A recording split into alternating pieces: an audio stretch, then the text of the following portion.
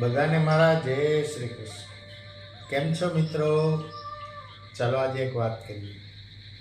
વર્તમાન પેઢી અને વીતી ગયેલી પેઢી વચ્ચે એટલે અમે આજના યુવાનોને એ ફરિયાદ છે કે આજના ફાસ્ટ ફોરવર્ડ જમાનામાં અમે ઓલ્ડ એજ મેચ ન થઈ શકીએ.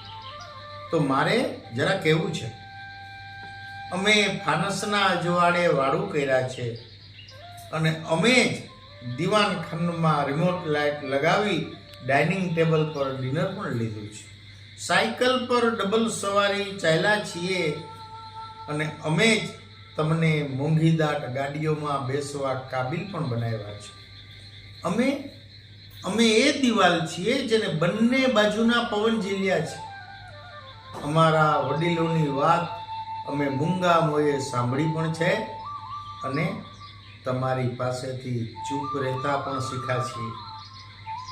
સરકારી બસમાં અમારી સીટ પર લેડીઝને બેસવા આપી ઊભા અમે પ્રવાસ પણ કર્યો છે અને અમે જ રોડ પર યુવાનીની ઉદ્ધતાઈને સહન પણ કરી છે.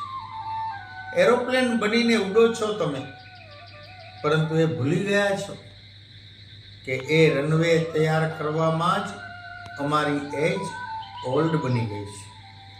ડાન્સના અનેકાનેક સ્ટેપ જાણનાર યુવાન એવી ફરિયાદ કરે છે કે મારા પપ્પાને એક સ્ટેપ પણ નથી આવડતું.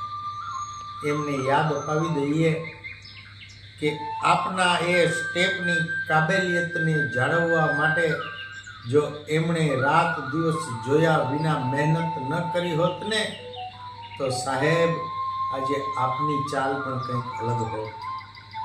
તમારી કાબેલિયત પર કોઈ શંકા નથી, પણ અમારી વાત કહું છું કે તમને ટટ્ટાર ચલાવવાના પ્રયત્નમાં સાવ વાંકા વળી ગયા. અમે હાથ સળગાવી દીધો કાંડા સુધી અને તમ ઓરડાને એમ અજવાળ્યો અમે.